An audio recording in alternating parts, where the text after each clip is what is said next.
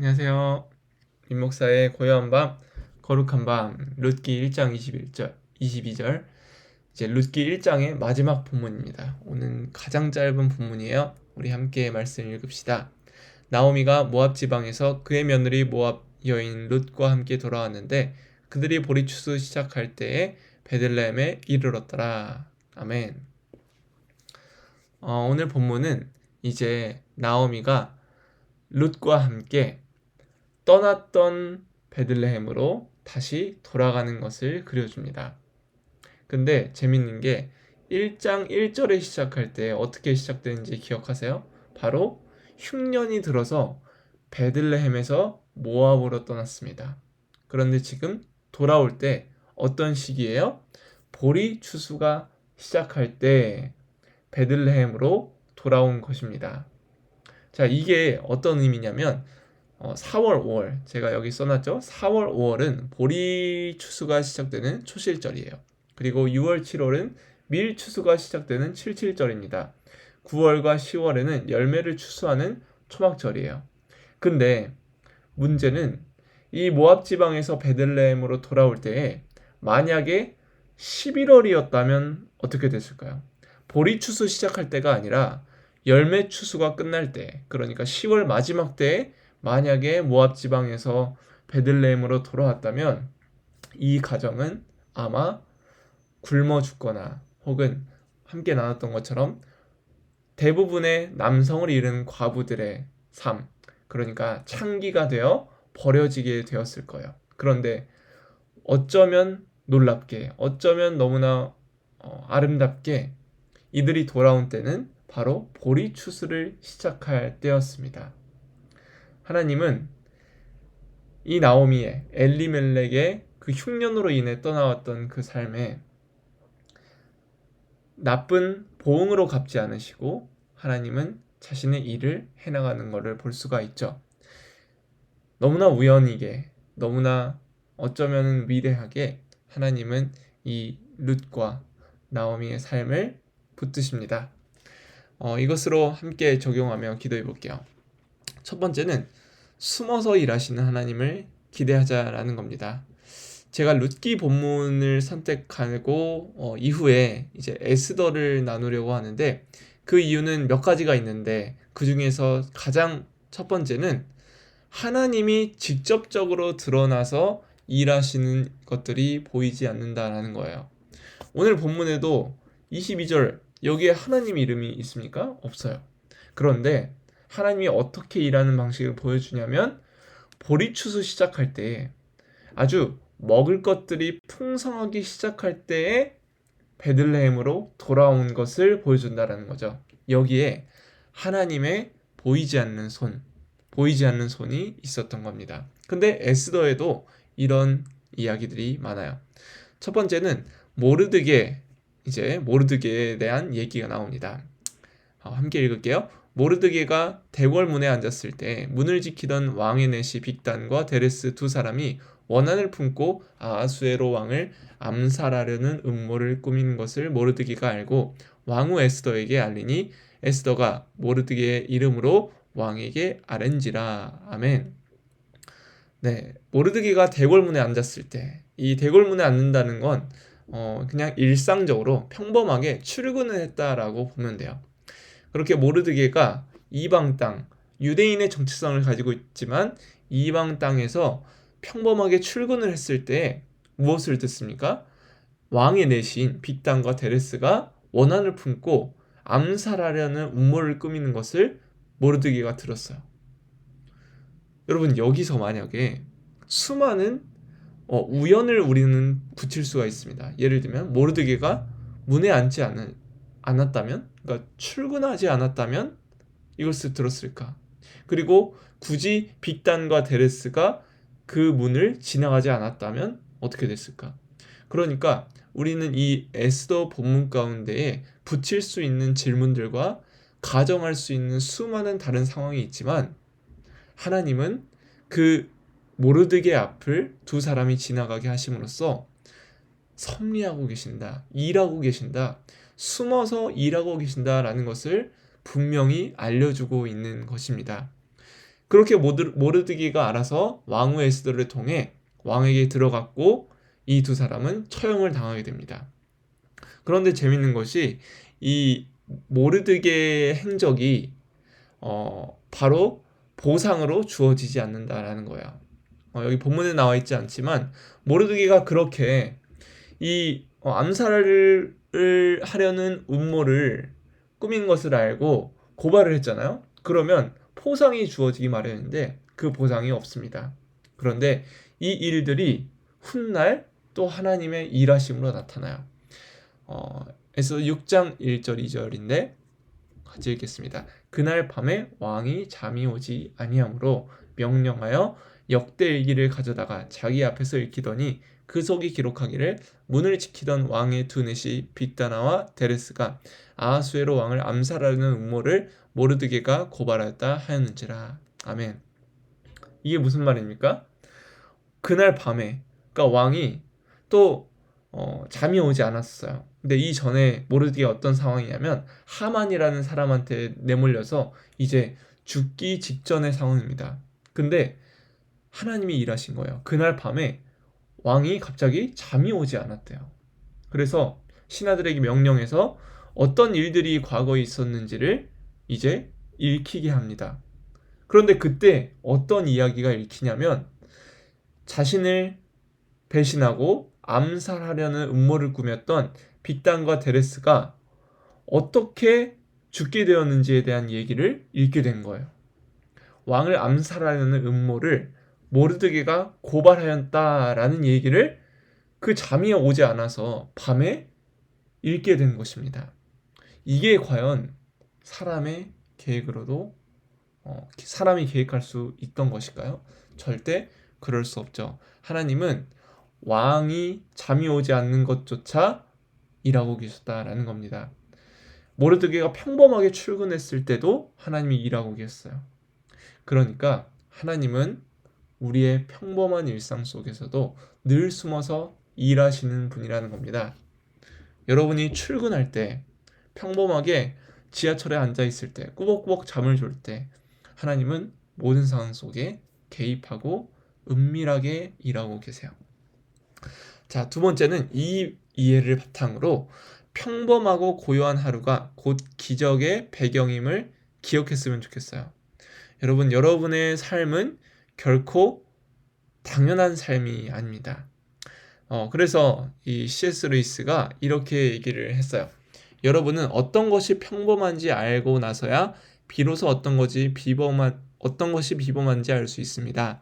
기적에 대한 믿음은 자연 법칙에 대한 무지에서 비롯하기는커녕 사람들이 그러한 법칙들을 알고 있기 때문에 비로소 생길 수 있는 것입니다.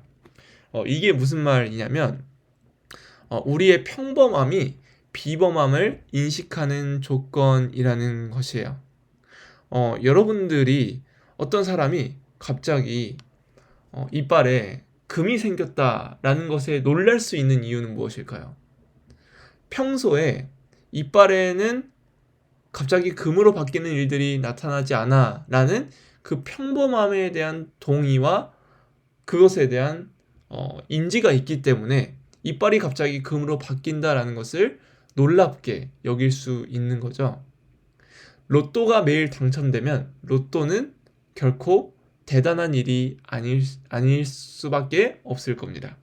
그러니까 기적은 평범하고 고요한 일들이 있어야만 기적이 될 수 있다라는 거예요. 그러니까 여러분의 삶은 어떤 거예요? 여러분의 평범함은, 여러분의 일상적인 일은 하나님께서 일하시는 그 기적을 인식할 수 있는 조건이라는 겁니다. 물론 우리의 삶에 모든 것이 당연한 그렇게 우연이라고 불릴 만한 일들이 많지 않아요. 그러니까 하나님의 섭리라고 부를 일들이 많지는 않습니다. 왜냐하면 우리가 원하는 대로, 우리의 의지대로 대부분 원하는 것들이 진행되기 때문이에요. 뭐 카톡만 봐도 몇 번 터치를 하면 누구와 대화를 할 수 있고, 몇 번 터치를 하면 또 배달이 옵니다. 또 음식을 주문할 수 있고 돈을 송금할 수 있어요. 하지만 가끔 우연이라고 불릴 만한 일들이 생긴다면 어쩌면 내 의지와는 무관하게 벌어진 일이 바로 그런 일일 것입니다. 하지만 모든 일상이 내 의지와는 무관한 어떤 분에 의해서 인도되고 있다면, 그러니까 가끔씩 인지하고 있는 그 우연조차 어떤 분에 의해서, 어떠한 인격적인 분에 의해서 우리를 사랑하시고 우리를 보호하시고 우리를 가르치시고 우리를 바른 길로 인도하시는 분에 의한 것이라면, 모든 우연도 모든 기적도 사실은 평범한 일상이 될 것이에요. 그래서 대단하게 좋은 일이 닥쳤을 때에도 기쁨에 취해서 이웃에게 교만하게 행동하지 않을 수 있고, 대단하게 나쁜 일이 닥쳤을 때에도 슬픔에 취해서 체념하지 않을 수 있을 겁니다. 그래서 에리메아가 3장 22절 23절은 이렇게 말하죠. 여호와의 인자와 긍휼이 무궁하심으로 우리가 진멸되지 아니함이니이다. 이것들이 아침마다 새로우니 주의 성실하심이 크시도소이다. 아멘. 우리는 어떤 이야기의 일부분입니다. 어떤 영화에서 명장면이 등장하기 전 지루한 시간이 우리의 일상일 수도 있어요. 그런데 우리라는 한 사람 한 사람, 배우, 우리라는 한 사람 한 사람의 주인공들을 어떠한 좋은 의도를 가진 작가가 이끌고 있다라고 생각하면 우리의 일상은 하나님이 일하시는 그 기적의 배경이 될 것입니다. 여러분의 무의미한 하루, 그리고 무가치한 하루는 결코 무의미하지 않고 무가치하지 않아요. 다 하나님이 일하고 계시고 하나님은 여러분의 삶을 책임지십니다. 조금 길었는데 우리 두 가지 기억하면서 함께 기도합시다. 첫 번째는 숨어서 일하시는 하나님을 기대합시다. 두 번째는 자연 법칙이 기적의 조건인 것처럼, 평범함이 비범함을 인식하는 조건인 것처럼 우리의 일상이 하나님이 개입하시는 기적의 일부임을 감사함으로 우리 함께 기도했으면 좋겠어요. 우리 짧게 기도합시다.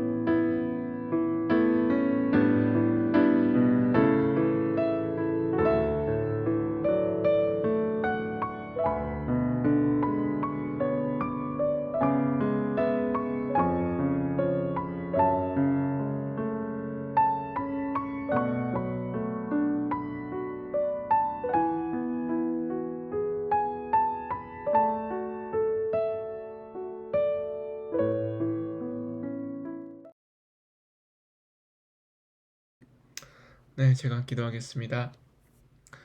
거룩하신 주님, 룻이 베들레헴으로 돌아왔을 때 그때가 보리추수 시작할 때였던 것처럼 하나님, 우리 가운데 있는 모든 일상 속에 보이진 않지만 숨어서 일하시는 하나님이 계심을 분명히 고백할 수 있도록 하나님 인도하여 주시옵소서. 우리의 평범한 일상과 때로는 따분하고 때로는 권태로운 우리의 하루하루가 하나님이 나를 통해 일하실 빚어가시는 시간임을 기억하게 하시고 우리의 일상이 있기에 주님이 일하시는 비범한 기적을 경험할 수 있다는 것을 우리가 기억하며 나아갈 수 있도록 하나님이 이끌어 주시옵소서. 이 말씀을 통하여 오늘 밤을 주님께 맡기고 내일 하루도 성실하게 일하시는 주님의 손길을 경험하기를 간절히 원합니다.